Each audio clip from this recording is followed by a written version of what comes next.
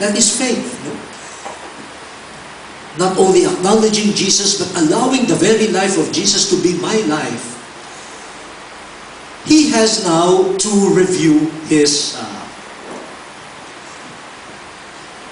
values, his value system, his priorities, his choices in life. After getting to know Jesus, St. Paul says in Philippians 1:21, "To me, living is Christ and dying is gain." Wow. Huh? Living is Christ and dying is gain. Dying is profitable. Then he says in chapter 3 of Philippians, "Whatever gains I had, these I have come to regard as loss because of Christ. More than that, I regard everything as loss because of the surpassing value of knowing Christ, my Lord. For His sake I have suffered the loss of all things, and I regard them as rubbish. I regard them as trash, in order that I may gain Christ.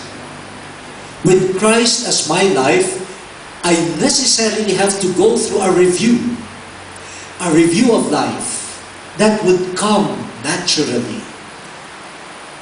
And everything would have to be revised, relativized, in relation to Christ, who is now the absolute. So what he used to consider gain, profitable, compared to Christ, they are now considered by St. Paul as loss, as rubbish. For him, there is only one goal. I want to know Christ and the power of His resurrection. Christ became the all-consuming passion of his life. Christ became the all-consuming goal of his life. All the other goals, gains, plans, desires have paled in comparison to Christ, who is now my life. Masakit ito. Masakit ito. Tayo pa naman yung hirap na bitawan ang mga kung ano-ano. No? Kahit alam na natin, si Kristo ang dapat sundan. Yung mga malapit ng ma-ordain. No? Yung bago makapagpaalam sa isang postcard o sulat na pinadala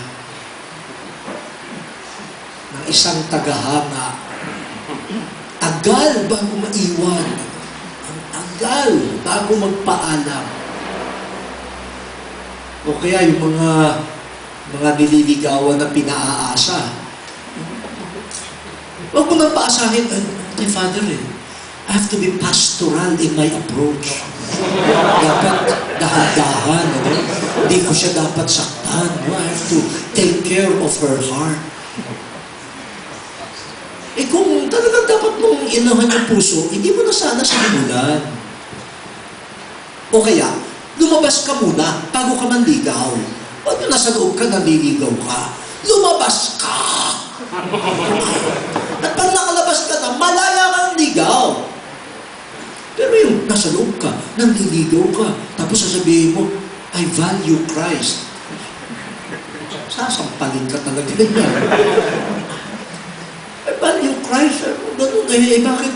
Ako pinaramdaman mo that I am more than Christ. Not that you will tell every woman, hey, you're beautiful, but you are rubbish. Bakit yan? Hindi naman gentlemanly. But I think here, St. Paul is using some sort of exaggerated language in order to convey the truth of this radical review of life. His life has become topsy-turvy. What used to be profitable are now considered as loss.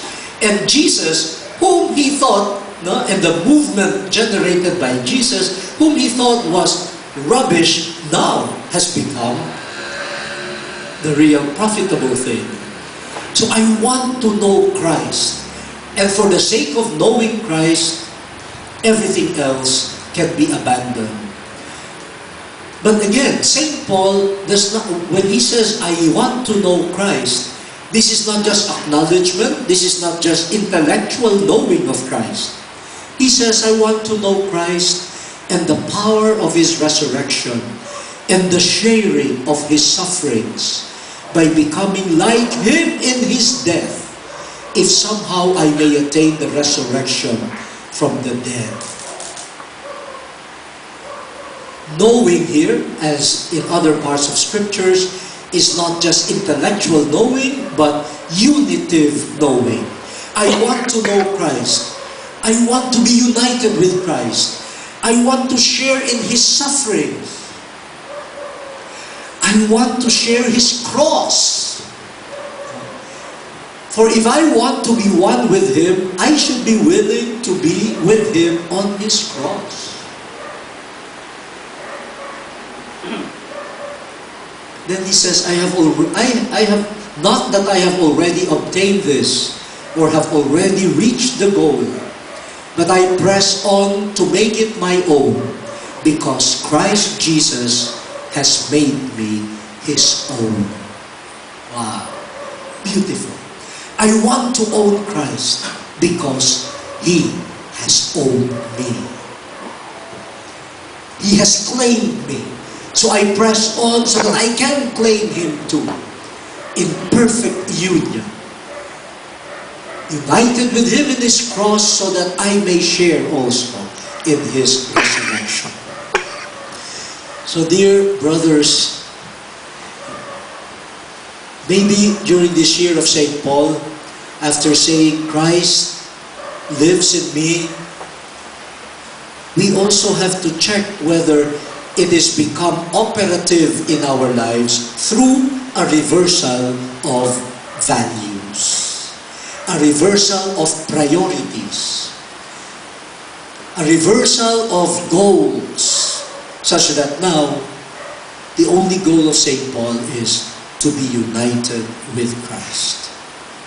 And this is the secret of his moving on, pressing on, his perseverance. He perseveres in spite of the trials, the persecutions, the imprisonments. Now, how many times he was flogged? Many times also he was shipwrecked. But what was the secret of his perseverance? He wanted to own Christ.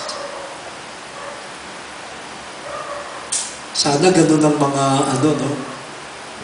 ganun tayo mga pare. Pag tinanong kayo ng superior nyo, ano na ang plano mo sa buhay mo? Ano ba, after matatapos na yung term mo dyan sa parish na yan? Ano ba ang nakikita mo, ang direksyon?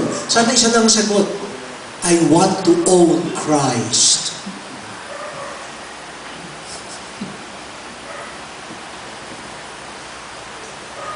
I want to know Christ. Ay, pag ganyan, masaya ang lahat ng obispo.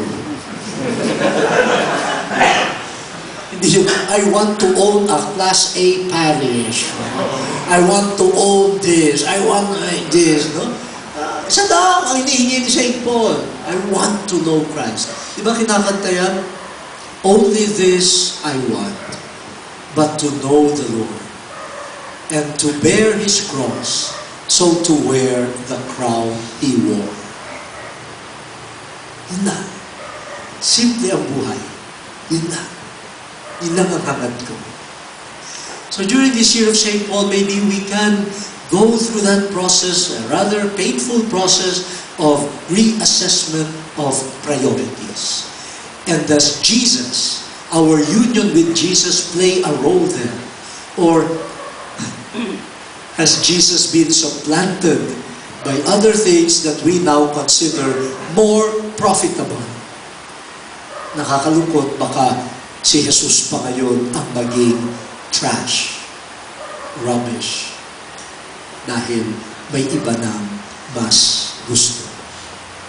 And finally, it's very clear, especially in the first reading, that getting to know Jesus and allowing Jesus to live in me As enabled St. Paul